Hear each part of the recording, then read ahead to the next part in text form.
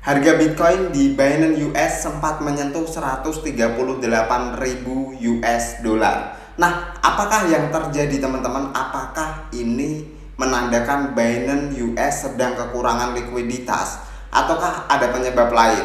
Nah, selain itu di Binance Global di sini uang receh sempat cek untuk harga Bitcoin sebenarnya normal saja dan ada beberapa indikasi yang uang receh akan sampaikan pada kesempatan kali ini teman-teman. Buat kalian yang penasaran jangan skip video ini sampai akhir, dan tentunya buat kalian yang belum subscribe channel Uang Receh, mari bersama-sama kita dukung channel Uang Receh dengan klik tombol subscribe-nya. Dan jangan lupa nyalakan ikon loncengnya agar setiap channel Uang Receh itu upload video terbaru, kalian yang pertama dapat notifikasinya guys. Tanpa berlama-lama kita langsung terlebih dahulu ke technical analysis untuk Bitcoin di hari ini. Nah teman-teman, Bitcoin hari ini sebenarnya mungkin sudah mencapai yang namanya titik jenuh untuk naik lagi. Dimana hal ini menurut uang receh kita bisa lihat di time frame for hourly. Ini sudah menunjukkan potensi pelemahan dari buyers. Nah hal ini teman-teman tinggal kita pantau, kita tunggu konfirmasi lagi. Akankah pelemahan ini terjadi secara signifikan ataukah pelemahan pada time frame for hourly ini terjadi dengan korektif teman-teman. Selain itu beberapa titik yang menurut uang receh consider percaya itu bisa membalikan harga Bitcoin ke atas lagi. Titik yang perlu kita pantau adalah support yang sempat di break Bitcoin di sekitaran 29.500an teman-teman. Kita melihat Bitcoin itu sudah berhasil break dari support di area sana, dan sekarang bahkan tadi pagi itu sempat menyentuh ke level high-nya di sekitaran 30.800, dan after itu memang terjadi koreksi sedikit. Tinggal kita lihat support di bagian sini itu mampu mempertahankan pergerakan dari Bitcoin ataukah tidak mampu. Nah jika tidak mampu teman-teman, tentunya kita akan berpatokan di support di bagian bawahnya. Dimana kalau uang receh melihat pada waktu kemarin itu Bitcoin pump gila-gilaan karena beberapa hedge fund yang cukup besar itu mulai mengajukan proposal untuk Bitcoin ETF spot. Hal ini menjadi salah satu titik dongkrak pertama market yang mampu membuat Bitcoin rally dalam beberapa hari saja teman-teman.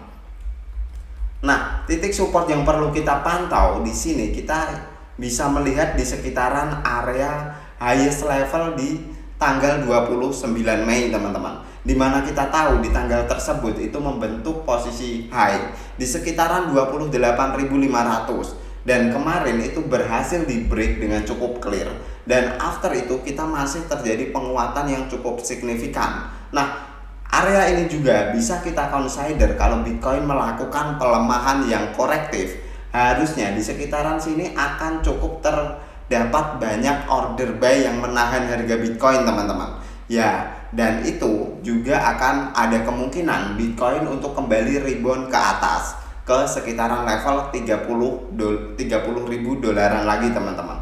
Nah selain itu, jika ini memang pelemahan yang benar-benar impulsif turun lagi ke bawah, nah ini hanyalah sebuah hype semata dari sebuah narasi yang dibangun oleh Wall Street Journal, di mana mereka selalu menggembar-gemborkan tentang Bitcoin ETF ini. Memang secara berita teman-teman cukup banyak yang mulai terjun untuk mengajukan pengesahan dari Bitcoin ETF. Yang pertama adalah BlackRock. Setelah itu ada beberapa institusi kecil yang juga ikut mengajukan yang namanya Bitcoin ETF teman-teman.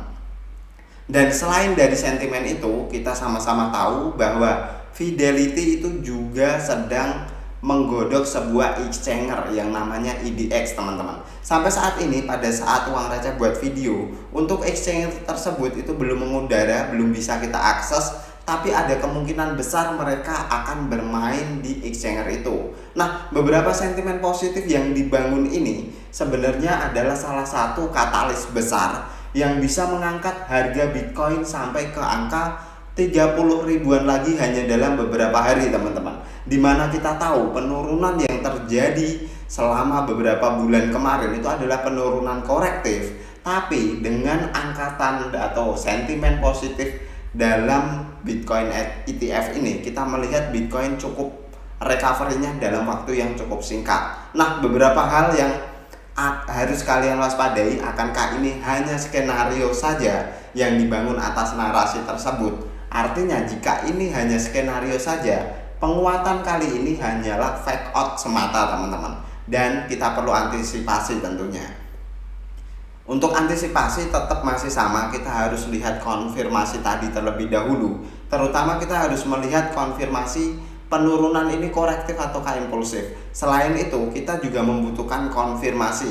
Akankah teman-teman, ini adalah sebuah kunci yang akan membuktikan bahwa Bitcoin itu benar-benar dapat katalis besar nggak untuk memang memasuki masa bull run-nya. Kita harus sering-sering cek apakah SEC ini benar-benar menyetujui pengajuan dari Bitcoin ETF-nya punya BlackRock. Nah, jika itu benar-benar disetujui oleh SEC, ada kemungkinan itu memang sebuah katalis yang cukup besar, dan harusnya jika memang itu disetujui, uang receh cukup consider bahwa harga Bitcoin ini adalah pelemahan korektif sementara, dan beberapa whales mungkin juga sedang melakukan akumulasi lagi teman-teman. Tapi kita harus wait and see dulu, kita harus lihat-lihat dulu. Nah, uang receh juga akan berbagi salah satu sentimen positif juga tadi malam tepatnya. Uang receh itu sempat baca tweet dari watcher guru atau uang receh buat video.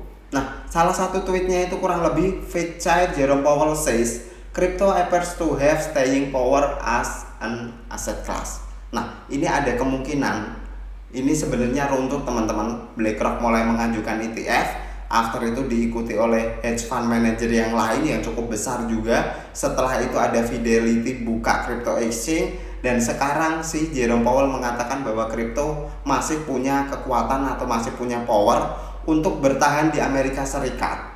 Dan dia bilang juga Bitcoin, dia bahkan menyentuh sebenarnya Bitcoin itu masih cukup punya power untuk menjadi salah satu aset investasi di Amerika Serikat.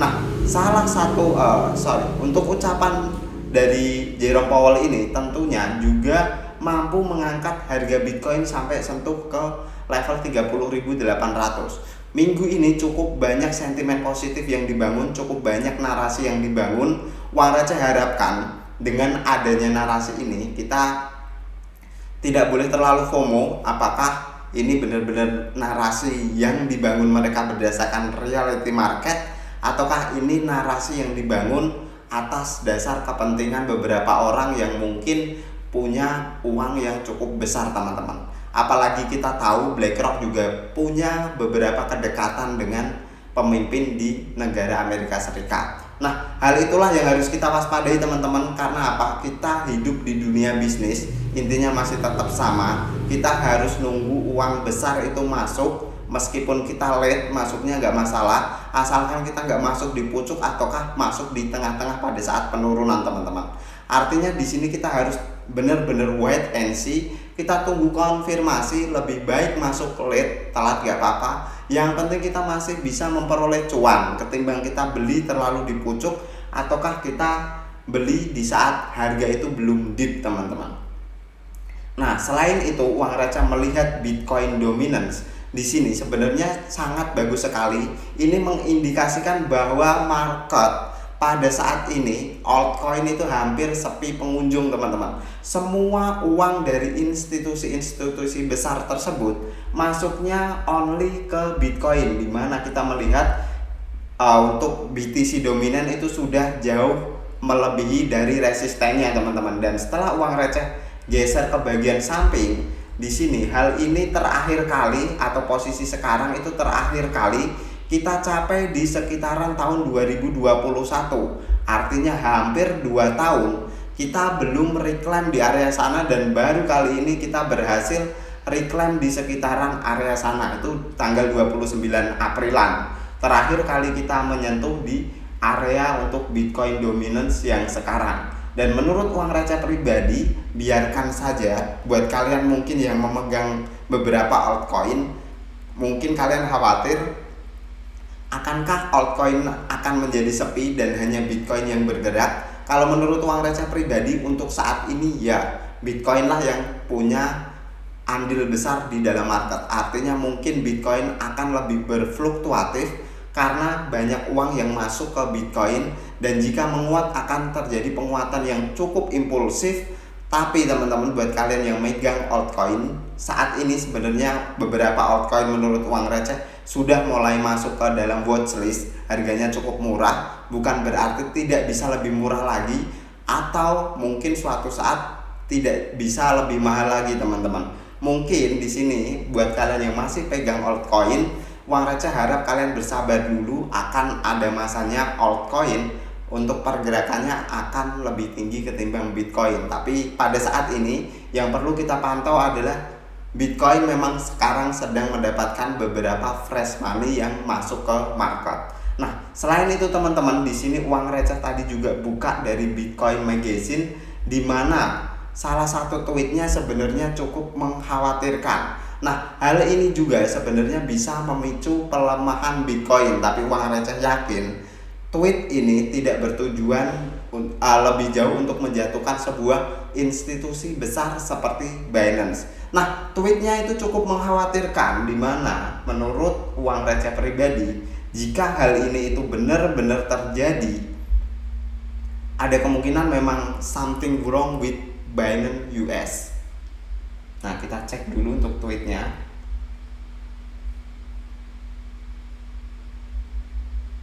Nah teman-teman, untuk tweetnya kurang lebih, warning sign at world largest Bitcoin exchange, US Bitcoin spike to 138.000 on the world largest Bitcoin exchange. It seems all is not well in Binance land. Nah, ini sebenarnya cukup mengkhawatirkan, meskipun uang receh berpikir ini tidak segawat itu. Ada dua faktor menurut uang receh yang bisa terjadi terhadap Binance US, kok harga Bitcoinnya bisa spike sampai 138.000. Faktor yang pertama menurut uang receh, after tuntutan dari SEC, kita sama-sama tahu bahwa volume atau trading volume di Binance US itu cukup kecil, hampir kurang lebih 2% dari total trading di Binance Global. Nah, trading volume yang semakin kecil teman-teman, itu mengindikasikan sebenarnya untuk Binance US mungkin kekurangan liquidity dari Bitcoinnya, sehingga ketika permintaan itu banyak sedangkan liquidity-nya sedikit, alhasil harganya akan langsung meroket teman-teman, bahkan sempat menyentuh ke level 138.000. Nah, untuk kemungkinan yang kedua, di sini uang receh berpendapat bahwa Binance US pada saat harga spike ke 138.000 itu ada kemungkinan human error atau program error. Artinya mungkin Binance US sedang kena bug atau kena maintenance, bukan maintenance ya, istilahnya kena bug dan membuatkan harga Bitcoin bisa spike sampai 138.000. Nah, menurut uang receh pribadi, masalah ini sebenarnya, indikasi ini dari Binance US tidak terlalu berdampak terhadap penguatan yang signifikan Bitcoin dalam beberapa hari belakangan ini. Karena kalau kita bandingkan antara sentimen positifnya, kita melihat beberapa sentimen positif dari mulai BlackRock dan institusi besar lainnya sudah mulai mau masuk atau melirik Bitcoin. Ditambah lagi Jerome Powell mengatakan bahwa Bitcoin dan crypto aset masih tetap mempunyai power untuk menjadi salah satu investment aset di Amerika Serikat. Kita tilik lagi, beberapa sentimen positif cukup banyak dan itu cukup besar. Kalau kita bandingkan dengan sentimen negatifnya yang cukup kecil, apalagi ini terjadi di exchange Binance US, meskipun dengan label Binance, tapi itu Binance US yang kita sama-sama tahu untuk trading volumenya itu juga kecil, dan itu aplikasi terpisah dari Binance Global. Ada kemungkinan ini tidak menjadi masalah yang begitu besar, dan uang receh juga harap ini memang bukan masalah besar. Nah, kesimpulan dari video ini kita bahas di price action dulu. Untuk kesimpulannya, menurut uang receh pribadi, kita harus masih menunggu konfirmasi apakah ini itu penurunan yang impulsif ataukah ini penurunan yang korektif. Kalau ini penurunan yang korektif, ini adalah koreksi sehat, dan after itu mungkin Bitcoin setelah menyentuh ke level resisten become supportnya, Bitcoin bisa kembali lagi ke atas. Dan jika ini penurunan yang sangat-sangat impulsif, ada kemungkinan ini adalah proses fake out, Jadi kita harus tetap waspada terhadap worst case skenario-nya teman-teman. Nah, selain itu, narasi kesimpulan yang kedua, narasi yang dibangun belakangan ini mengenai Bitcoin ETF antara BlackRock dan beberapa hedge fund besar, terus ada Fidelity yang juga buka crypto exchanger, dan juga pernyataan dari Jerome Powell yang mengatakan crypto aset masih punya power di Amerika Serikat. Itu mungkin adalah sebuah runtutan teman-teman yang memang dengan sengaja dibangun oleh beberapa orang yang punya power di Amerika Serikat sana. Nah, kita harus tetap waspada, ini keuntungan buat siapa? Akankah kita bisa ngekor untuk dapat cuannya, ataukah kita berhenti sejenak hanya untuk wait and see? Nah, sekian dulu untuk video uang receh pada kesempatan kali ini. Buat kalian yang tertarik, bisa dibantu share, bisa dibantu like, bisa dibantu komentar juga. Feel free untuk komentar buat kalian yang punya ide berbeda dari uang receh. Thank you for watching till the end. See you on the next video.